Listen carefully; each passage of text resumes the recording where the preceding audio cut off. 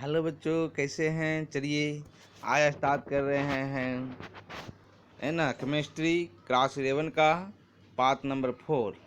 तो चलिए शुरू करते हैं। आज का टॉपिक बड़ा ही छोटा होगा और कम समय वाला होगा।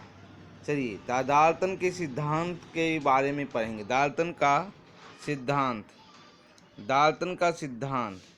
तो यह जो है, हम रासायनिक संयोग के बहुत से नियमों का अध्ययन कर चुके हैं। इन नियमों का सैद्धांतिक प्रमाण जॉन डाल्टन ने दिया। सैद्धांतिक प्रमाण किसने दिया? तो जॉन डाल्टन ने दिया। उन्होंने एक सिद्धांत प्रतिपादित किया जिसे डाल्टन परमाणु सिद्धांत कहते हैं। डाल्टन वैज्ञानिक का नाम है जिसने एक सिद्धांत प्रतिपादन किया, उसका नाम पड़ा डाल्टन का परमाणु सिद्धांत। डाल्टन का परमाणु सिद्धांत, ध्यान दीजिएगा, डाल्टन का परमाणु सिद्धांत। जो यह सिद्धांत सन 1808 में सामने आया। यह सिद्धांत 1808 में सामने आया।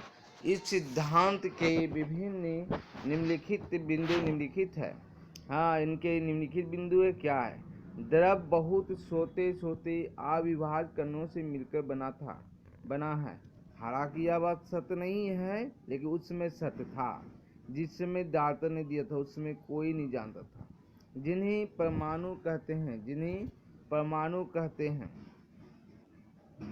अब कह रहा है कि एक तत्व सभी परमाणु समान होते हैं।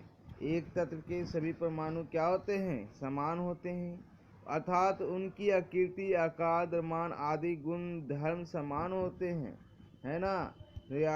पहला तो बात है कि कहा गया है कि एक तत्व के सभी परमाणु समान होते हैं, है ना। एक तत्व के अगर 4 परमाणु रहे तो 4 का आकार, साइज, गुण जितना भी है, द्रव्यमान सब बराबर होगा। जबकि विभिन्न तत्व के परमाणु द्रव्यमान, आकृति, आकार भिन्न भिन्न होते हैं। अगर 2 अलग अलग तत्व लावेंगे तो उसका आकार भी अलग रहेगा, आकृति भी अलग रहेगा, है ना, भार भी अलग रहेगा। एक से अधिक परमाणुओं के परमाणु निश्चित अनुपात में संयोग करके यौगिक बनते हैं।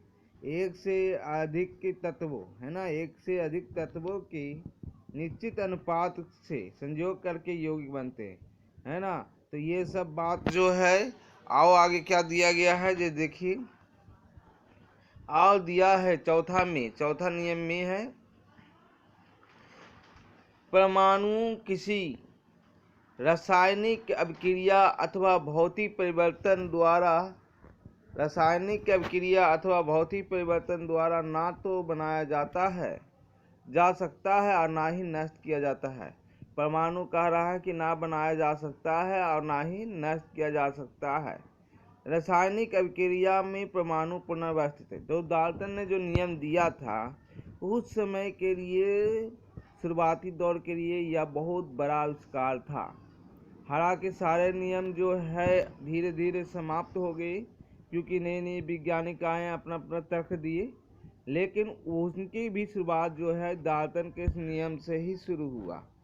तो कह रहे थे कि इसका सीमाएं क्या हो गया। जो सीमा है वही उसका काट है। देखिए ध्यान से, डाल्टन के परमाणु सिद्धांत के संयोग के बहुत नियमों को समझने का सफर रहा है, सिवाय गैरुसक के आयतनों के संयोग के नियम को। हालांकि यह सिद्धांत भी कुछ सीमाएं जो निम्नलिखित है ना। तो कहा कि सारे नियमों को पालन किया, लेकिन गैरुसक के आयतन के नियम के संयोग का नियम को पालन नहीं किया। और उस सब में भी सीमा है, उस सब में भी क्या है? सीमा है। परमाणु अभाज्य कणों के रूप में नहीं रखा जा सकता। वो डाल्टन कहा था कि परमाणु अभाज्य कण है, उसको विभाजित नहीं किया सकता, 2 भागों में नहीं बांटा जा सकता। लेकिन यह कह रहा है कि परमाणु जो है अविभाज्य कणों के रूप में नहीं रखा जा सकता, क्योंकि उप परिणाम कणों में इलेक्ट्रॉन, प्रोटॉन और न्यूट्रॉन में विभाज्य है। परमाणु में 3 कण होते हैं, न्यूट्रॉन और, है ना, इलेक्ट्रॉन, प्रोटॉन, न्यूट्रॉन, इसलिए उसको अविभाज्य नहीं कहा सकता। पहला नियम इसका फेल यहाँ पर हुआ। दूसरा, समस्थानिक की उपस्थिति के कारण एक ही तत्व के भिन्न भिन्न द्रव्यमान हो सकते हैं। अब समस्थानिक नाम सुना होगा, जिसका द्रव्यमान क्या है? भिन्न भिन्न और परमाणु संख्या समान हो। उसे समस्थानिक कहते हैं। लेकिन डाल्टन कहा था कि एक ही तत्व के सभी जो है परमाणु के द्रव्यमान क्या होते हैं, बराबर होते हैं। यहाँ पर यह नियम जो है फिर करता है समस्थानिक की जगह पर। भिन्न भिन्न तत्व के परमाणु द्रव्यमान भी समान हो सकते हैं। उदाहरण 40 Ca और 40 Ar। अब यहाँ पर कह रहा था कि भिन्न भिन्न तत्व के परमाणु द्रव्यमान भिन्न भिन्न होंगे। डाल्टन ने ये कहा था यहाँ समान भी हो सकते हैं, है ना। मतलब कि सत्य है लेकिन कहीं कहीं न कहीं फेर हो जा रहा है ना। तो लेकिन उसकी भी आविष्कार से ही ये सब आगे आविष्कार निकला है, इसलिए उसको बड़ा योगदान माना जा रहा है। उस समय उतना जानकारी वाला कोई नहीं था। आगे देखिए, परमाणु को अनश्वर नहीं माना जा सकता। कहा कि परमाणु को नष्ट नहीं किया जा सकता। डाल्टन ये कहा था। और कोई नाभिकीय अभिक्रिया जिसे अल्फा बीटा गामा किरणें के रूप में ऊर्जा क्षय करता है ना, ऊर्जा का क्षय करता है। अल्फा बीटा गामा में ऊर्जा का क्या होता है, क्षय होता है। यानी परमाणु जो है धीरे धीरे खत्म भी हो सकता है। आगे, परमाणु सदैव निश्चित सरल अनुपात में संयोग नहीं करते। डाल्टन कहते थे कि परमाणु जो है निश्चित और सरल अनुपात में संयोग करते हैं। उदाहरण के लिए सर्कल को ले लो, C12H22O11। इसमें अनुपात है 12, 22, 11। कहाँ 12, कहाँ 22, कहाँ 11, है ना।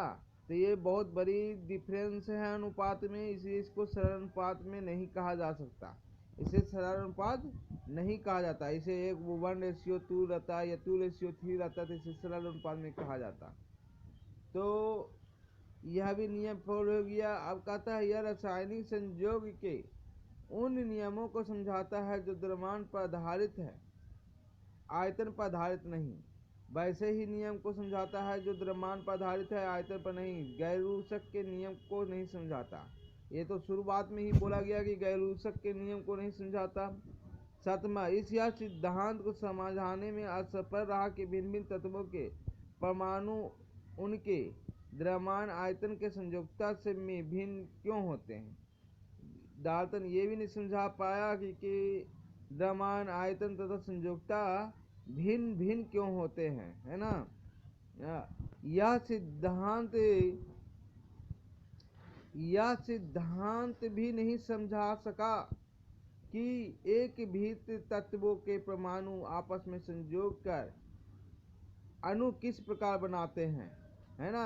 अगर ये भिन्न भिन्न तरह के परमाणु हैं, आपस में भी संयोग करके अणु किस प्रकार बनाते ये भी नहीं बता पाया, है ना। तो यह सिद्धांत समझने में असफल रहा कि परमाणु तथा अणु को बांधे रखने वाला बल प्रकृति क्या है, जिसमें पदार्थों की तीनों अवस्था ठोस, द्रव तथा गैस में पाया जाता है। अब ये भी नहीं बता पाया कि काहे ठोस में पाया जाता है, काहे द्रव में पाया जाता है, काहे गैस में, और क्यों नहीं आप जो है कि उसमें फूट पड़ता है। यह परमाणु तथा अणु के बीच में कोई फर्क नहीं कर पाए। परमाणु और अणु में क्या अंतर है ये भी नहीं बता पाए। ठीक है, तो हमारा वीडियो यहीं पर समाप्त होता है। हमने आज पढ़ा डाल्टन के सिद्धांत के बारे में, परमाणु सिद्धांत के बारे में और परमाणु सिद्धांत के बारे में पढ़ा। यहीं पर मैं वीडियो समाप्त करता हूँ। अच्छा लगे तो लाइक शेयर कीजिए और ये चैनल को सब्सक्राइब कीजिए। यह चैनल है एजुकेशन जोन सहोखर।